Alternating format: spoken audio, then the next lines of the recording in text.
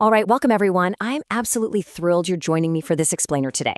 If you like to cut through the noise and get straight to the facts, you are in the exact right place. We're tackling a massive, hidden trap that catches so many incredibly qualified, experienced job seekers. The source material we're diving into offers this major core reframe. A beautifully polished resume is essentially useless if you fired at a company that was never going to hire someone over 40 in the first place. Seriously, think about that. The research clearly shows that a strong resume only works when it's aimed at employers with a real, verifiable track record of hiring experienced professionals. So we're going to look at exactly how to find them. Okay, let's dive into this. Here is our agenda. We'll start with the targeting trap, look at verifiable positive signals, explore sectors built for experience, cover red flags and triage, walk through a 10-minute verification routine, and finally, make your resume convert. This checklist is going to move you from spray and pray to precision targeting. Let's jump right into section 1, the targeting trap. I've got to ask you this. Why does a perfect resume fail? Now, you know the Age Discrimination in Employment Act has protected workers 40 and older since way back in 1967. Yet, surveys continuously show that roughly 2 in 3 workers over 50 report seeing or experiencing age bias on the job. So, when your great resume fails, it's human nature to blame your own skills or qualifications, right? But the data actually reveals a brutal mathematical reality. If an employer has a hidden structural bias and no track record of hiring experienced talent, your resume never even stood a chance. The blame really belongs on the company's hidden hiring practices, not on your capabilities. And this brilliantly illustrates the core of the problem, the verification gap. On one side, we have what companies say. I mean, every single careers page looks super welcoming, right? They all push diversity PR, they all claim to value your rich experience. But look at the other side, what companies actually do. For a lot of experienced professionals, that means a flood of silent rejections the second a graduation year hints at their age. Company messaging makes it nearly impossible to tell which employers genuinely welcome candidates at every career stage. Because of this misleading messaging, experienced folks often just treat all employers as roughly equal and apply everywhere. But our sources highlight 2 terrible compounding costs of doing this. First, wasted effort. Every single application you fire off to a structurally biased company is time stolen from an employer who would actually value you. And second, eroded confidence. After 50 or 60 silent rejections from the wrong companies, incredibly talented people actually start to believe they're the problem. They start dumbing down their resumes to look less experienced, or even apologizing for their amazing long careers in cover letters. The research suggests we absolutely have to stop doing that.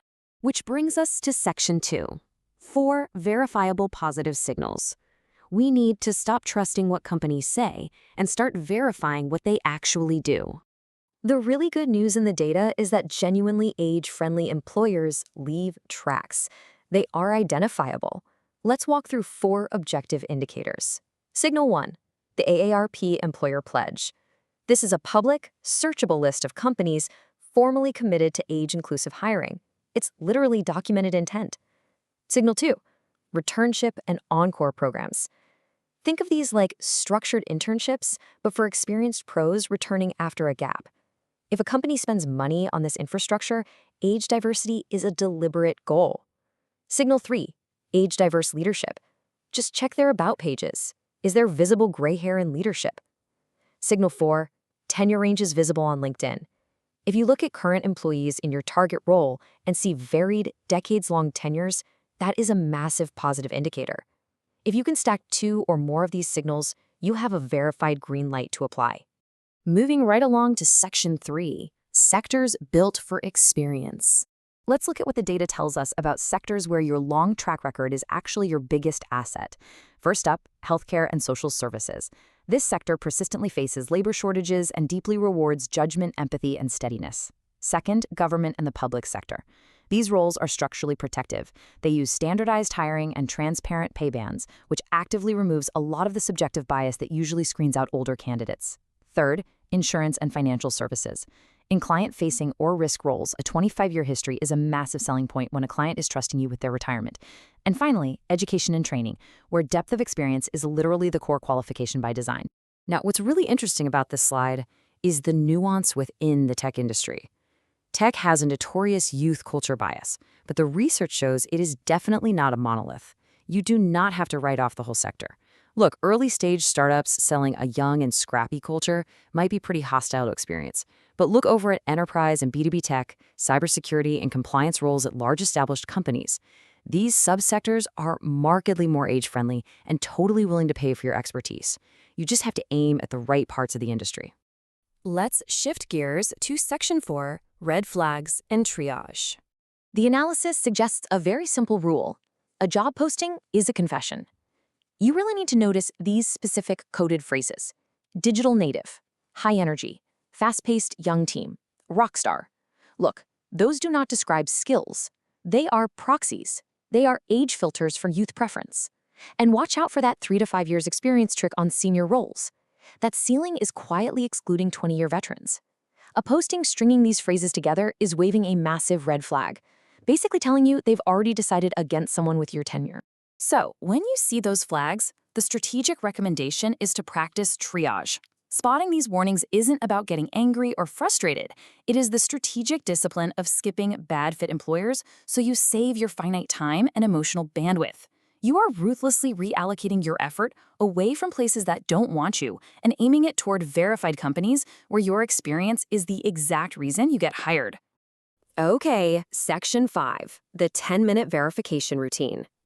The sources suggest a fast, repeatable procedure you can literally run from your couch to turn spray and pray into precision. It just takes 10 minutes. Step 1.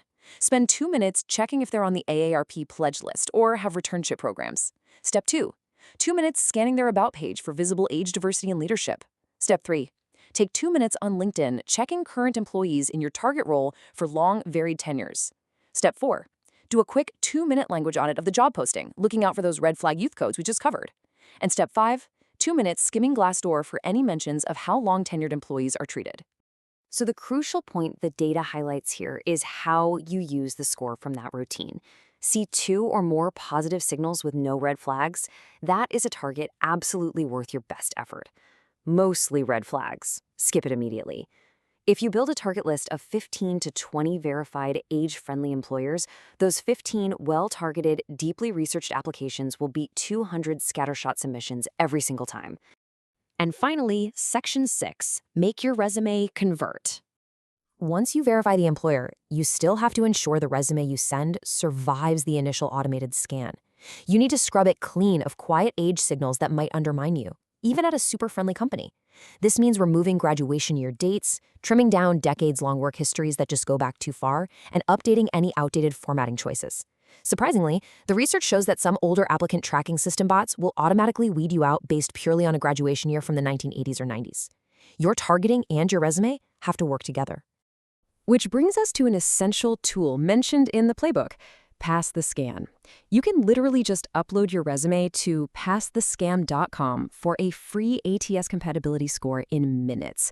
It analyzes your resume and specifically flags those quiet, age-revealing signals we just talked about, giving you suggestions to present your experience as the incredible asset it really is. You do the hard work to build a target list, and Pass the Scan makes sure your resume converts when it lands there. So I want to leave you with this final provocative thought. Based on everything we've discovered today, are you ready to stop apologizing for your amazing career and start aiming your energy at employers who will actually pay for your hard-earned expertise? Thanks so much for exploring the data with me today, and I'll see you in the next explainer.